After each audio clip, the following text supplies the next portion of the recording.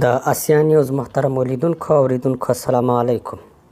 پام وکړئ د دې مهال لنډو تازه خبرونو ته. په ۴۴ ساعتونو کې طالبانو په بېساري ډول په هېواد کې مختلف شپږ ولسوالۍ نیولي. په نورستان کې د دواب او منډول ولسوالۍ، په غزني کې د دیک، په دایکنډي کې د ګیزاب، په هرات کې د فارسي او زابل کې د شینکۍ ولسوالۍ د طالبان او ورسره د بدخشان فیض آباد کې لویه سیمه او د میدان وردګ په بندچک کې یوه لویه قرارګاه چې ویش عسکر پکې تسلیم شوي. د افغان سولې لپاره د امریکا ځانګړي استازي زلمي خلیزاد د یو جګپوړ ټیم په ملتیا کابل ته رارسېدلی. له اشرف غني او عبدالله سره یې ځانګړي لیدنې هم کړي دي.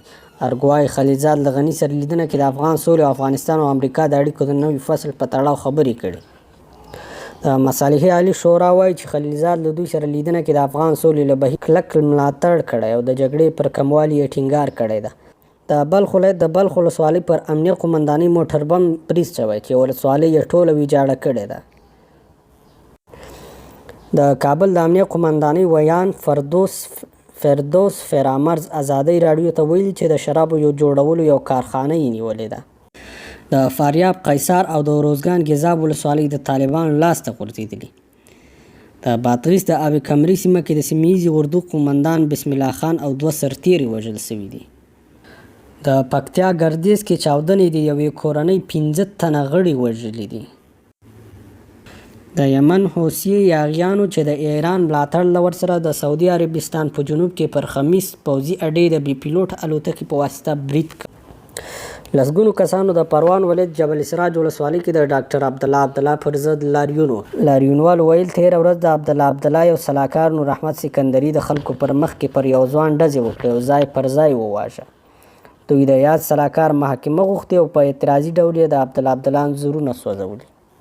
د خوست ولایت په صبروي ولسوالۍ کې ناپېژاندو وسلوالو لخوا 3 تنه محصلین وژل شوي دي او یو میرمن ټپي ده. دا پیښه پرون سهار 9 بجې د صبروي ولسوالۍ په یعقوبوی سیمه کې هغه مهال رامنځته شوه چې کله پر یو سراچه ډوله ملکي موټر د ناپېژاندو وسلوالو لخوا برید ترسره شو. د خوست د امنیه قومندانۍ ویان نجیب احمد نجیب وایي چې دغه پیښه کې د خوست پوهنتون 3 تنه محصلین وژل شوي او یوه میرمن هم ټپي ده.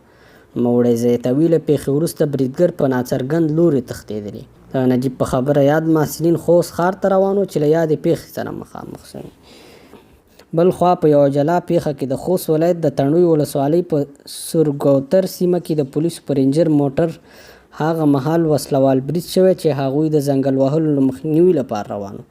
په دغه پیښه کې 2 پولیس وژل شوي او 2 نور ټپیان دي. په عراق کې په هغه امریکایي اډه باندې د ډرون په واسطه بریدونه شوي چې امریکایي ځواکونه پکې میشت وو. د ویډیو لیدلو څخه مننه ګرانو لیدونکو. دا د آسیا نیوز امتحاني خپرونې دي. هیله د خپل نظر راته په کومنټ کې ولیکئ. له اورېدو څخه مو بیا هم مننه.